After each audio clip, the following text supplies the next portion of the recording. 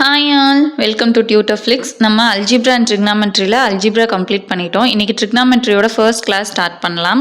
Already real analysis கிளாஸும் நம்ம start பண்ணிட்டோம். ஸோ சைட் பை சைட் ரெண்டுமே பார்த்துக்கோங்க, ஓகேவா?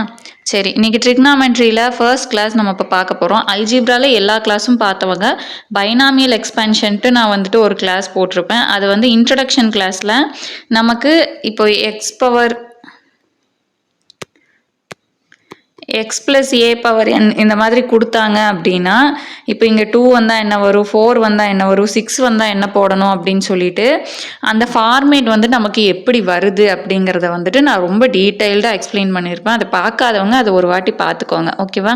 பாஸ்கல் ட்ரையாங்கிள் வச்சு எப்படி கோஎஃபிஷியன்ஸ் எழுதணும், ஏபி அந்த கோஎஃபிஷியன்ஸ் வந்து எப்படி இன்க்ரீஸ் ஆகுது, எப்படி டிக்ரீஸ் ஆகுதுங்கிறத அதில் வந்துட்டு நம்ம ரொம்ப கிளியராக சொல்லியிருப்போம். அதை ஒன்ஸ் பார்த்துட்டு இந்த கிளாஸ் வாங்க, உங்களுக்கு ரொம்பவுமே ஈஸியாக இருக்கும், ஓகேவா? சரி, இப்போ வந்துட்டு ட்ரிக்னாமெட்ரியில் ஃபர்ஸ்ட் டாபிக் நமக்கு என்ன கொடுத்துருக்காங்க அப்படின்னா expansion of sin x cos x and tan x. அதை மட்டும் இப்போ பார்க்க போகிறோம், ஓகேவா? இது ப்ராப்ளம் பேஸ்டுங்கிறதுனால உங்களுக்கு டெய்லி ஒரு டாபிக் நான் வந்துட்டு போட போகிறேன், ஓகேவா? சரி, இதுக்கு முன்னாடி டி மோரிஸ் தியரம் இது வந்து நம்ம ஸ்கூல்லேயே படிச்சிருப்போம்.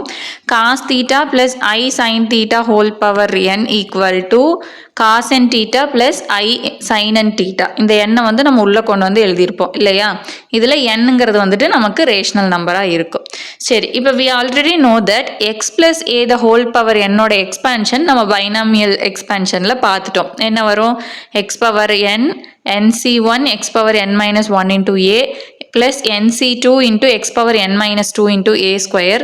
அதாவது நம்ம இந்த என்ன ஃபார்மேட்டில் வரும்னு சொல்லியிருந்தோம், இந்த எக்ஸோட பவர் வந்துட்டு நமக்கு டிக்ரீஸ் ஆகிட்டே போகும். அதே மாதிரி இந்த செகண்ட் இருக்கிற ஏ வந்துட்டு இன்க்ரீஸ் ஆகிட்டே வரும். ஃபஸ்ட்டு டைமில் ஏ பவர் 0னா 1, ஸோ வந்துட்டு நம்ம அதை போட்டிருக்க மாட்டோம், வெறும் எக்ஸ் பவர் n மட்டும் எழுதியிருப்போம். செகண்ட் டைமில் பாருங்கள் a power 2, a power 3 etcetera a power n வரைக்கும் போகும். அதே மாதிரி எக்ஸோடது பாருங்கள் டிக்ரீஸ் ஆகிட்டே வரும். ஃபஸ்ட்டு எக்ஸ் பவர் n இருக்குது, அடுத்தது X power n minus 1, n minus 2, இப்படியே டிக்ரீஸ் ஆகிட்டே போயிட்டு கடைசியில் எப்படி இருக்குன்னா எக்ஸ் பவர் 0ன்னு இருக்கும், அதோட வேல்யூ 1. ஸோ லாஸ்ட் டேர்மில் நமக்கு எக்ஸ் இருக்காது, ஓகேவா? இப்படி தானே நம்ம படிச்சிருக்கோம்.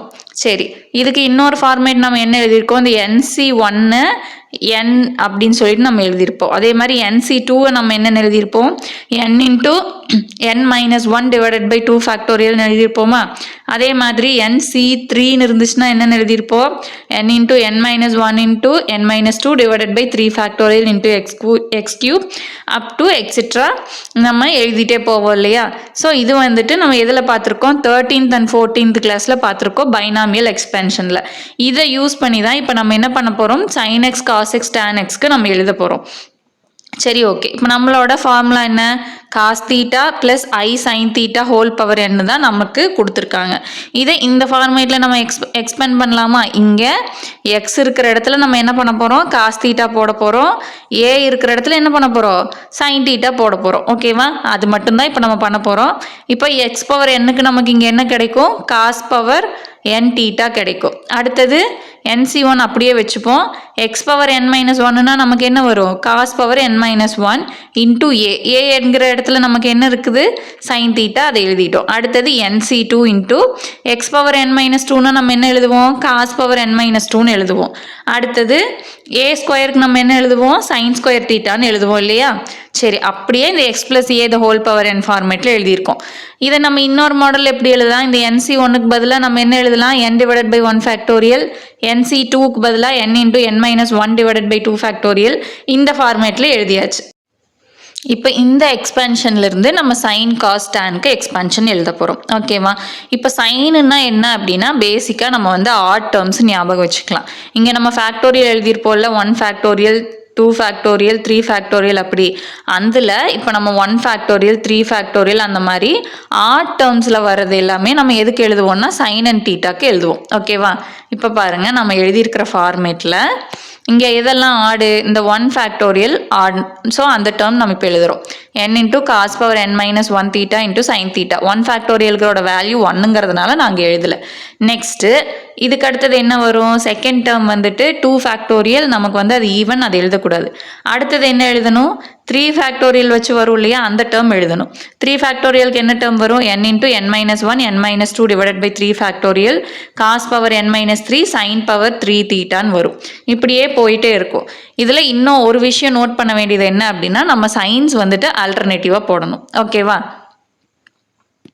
சைன் அண்ட் தீட்டாக்கு என்ன பண்ணணும்? இங்கே ப்ளஸ்ஸு மைனஸ் இப்படி ஆல்டர்னேட்டிவாக போகும். காசுக்குமே நமக்கு என்ன தான் வரும்? ஆல்டர்னேட்டிவ் சைன்ஸ் தான் வரும். ஆனால் காஸ் அண்ட் தீட்டாக்கு நம்ம இப்போ என்ன பண்ண போகிறோம்னா ஈவன் டேர்ம்ஸ் எழுத போகிறோம். ஓகேவா? சைனுக்கு நம்ம என்ன எழுதியிருக்கோம்? ஆட் டேர்ம்ஸ் எழுதியிருக்கோம். அடுத்தது காசுக்கு நம்ம என்ன பண்ண போகிறோம்? ஈவன் டேர்ம்ஸ் எழுத போகிறோம். இப்போ ஃபஸ்ட்டு இங்கே ஒன்றுமே இல்லையா, ஸோ இதை நம்ம வந்துட்டு ஈவன் டேர்மில் எழுத போகிறோம். அடுத்தது இங்கே 2 ஃபேக்டோரியல் இருக்கு இல்லையா, இதை நம்ம ஈவன் டேர்மில் எழுதிக்க போகிறோம். என்ன வரும்? n into n minus 1 divided by 2 factorial cos power n minus 2 sin square theta up to etc. அதே மாதிரி இங்கே ப்ளஸ்ஸு மைனஸ் இப்படி ஆல்டர்னேட்டிவ் சைன்ஸில் போகும். ஓகேவா? புரிஞ்சிச்சா? சைனோட எக்ஸ்பேன்ஷன் என்ன வரும்? ஆட் டேர்ம் மட்டும் எழுதணும். காசோட எக்ஸ்பேன்ஷனுக்கு வந்து நம்ம ஈவன் டேர்ம் மட்டும் எழுதணும். ஆட் ஈவன்கிறது நம்ம எதை வச்சு ஃபைன் பண்ணுறோம்? இங்கே இருக்கிற வேல்யூஸை வச்சு. ஓகேவா? 1 ஃபேக்டோரியல் 2 ஃபேக்டோரியல் அதில் ஆட் ஈவன் பார்த்து நம்ம எழுதுகிறோம். ஓகேவா?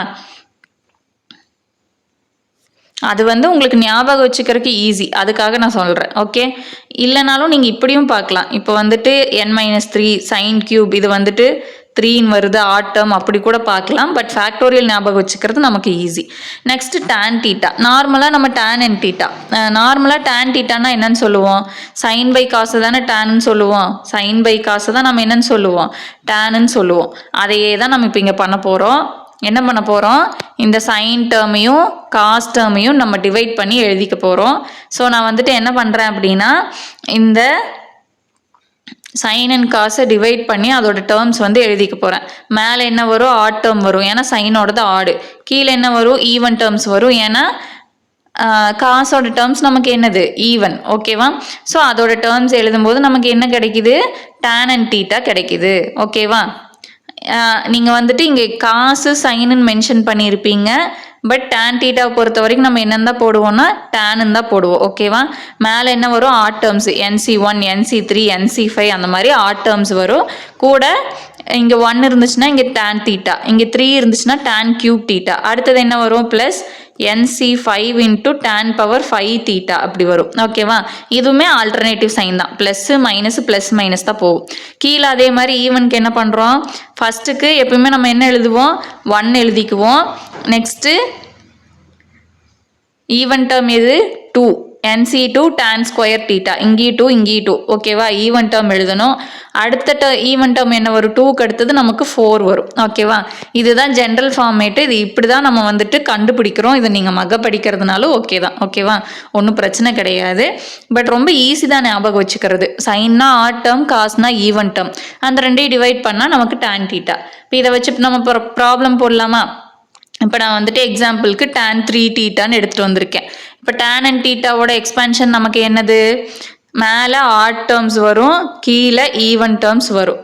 சரி, ஃபஸ்ட்டு NC1, இங்கே என்னங்கிற இடத்துல நமக்கு என்ன கொடுத்துருக்காங்க? 3 கொடுத்துருக்காங்க. அப்போ என்ன வரும்? 3C1 tan தீட்டான்னு வரும். அடுத்தது 1க்கு அடுத்தது நமக்கு என்ன வரும்? 3 வரும். அப்போ என்ன வரும்? 3C3 tan கியூப் தீட்டா எழுதியாச்சு. அடுத்த டேர்ம் 5 எழுதணுமா? எழுத வேண்டியதில்லை, ஏன்னா நமக்கு என்னோட வேல்யூவே 3 தான். ஸோ 3C3 வரைக்கும் நமக்கு எழுதினா போதும். அதுக்கு கிரேட்டர் தான் இருக்கிறத வந்து நம்ம எழுத வேண்டியதில்லை. கீழே ஈவன் டேர்ம்ஸ் எழுதுவோமா? 1 மைனஸ் செகண்ட் டேர்முக்கு என்ன வரும்? NC2னா 3C2 tan ஸ்கொயர் தீட்டா. இப்போ 3C1 வேல்யூ என்னது? நமக்கு 3 தான் கிடைக்கும். 3C3னா நமக்கு என்ன கிடைக்கும்? 1 கிடைக்கும். அதை வந்து நம்ம இங்கே சப்ஸ்டியூட் பண்ணியாச்சு. இதுக்கு 3ன்னு போட்டாச்சு, இதுக்கு 1 போட்டாச்சு. 3C2னா என்ன கிடைக்கும் நமக்கு? மேலே 3 × 2 × 1, கீழே 2 × 1 கேன்சல் ஆச்சுன்னா நமக்கு என்ன கிடைக்கும்? 3 கிடைக்கும். ஸோ கீழே என்ன வரும்? இங்கே நமக்கு 3 tan ஸ்கொயர் தீட்டான்னு வந்துடும். ஓகேவா? இதுதான் இதோட எக்ஸ்பேன்ஷன். டைரெக்டாக அந்த ஃபார்முலாவில் நம்ம அப்ளை பண்ணிக்கிறோம். நெக்ஸ்ட் sin 3 தீட்டா பார்க்கலாமா? இப்போ சைன் அண்ட் தீட்டாவோட ஃபார்மேட் என்னது? ஆட் டேர்ம்ஸ் மட்டும் எழுதுவோம். NC1 sin theta cos power n-1 theta minus NC3 1 முடிச்சதுக்கப்புறம் நம்ம எதுக்கு போவோம்? 3க்கு போவோம். அடுத்தது 5க்கு போவோம். சைன்ஸ் மட்டும் ஆல்டர்னேட்டிவாக போடுவோம். இப்போ n இருக்கிற இடத்துல எல்லாம் நான் 3 சப்ஸ்டியூட் பண்ணிட்டேன். சப்ஸ்டியூட் பண்ணால் நமக்கு என்ன கிடைக்குது? 3C1 அடுத்தது 3C3. இப்போ 3C1ஓட வேல்யூ என்னது? 3. அடுத்தது 3C3யோட வேல்யூ என்னது 1. அதை வந்து எழுதிட்டோம் அப்படின்னா இதோட எக்ஸ்பேன்ஷன் நமக்கு முடிஞ்சிருச்சு.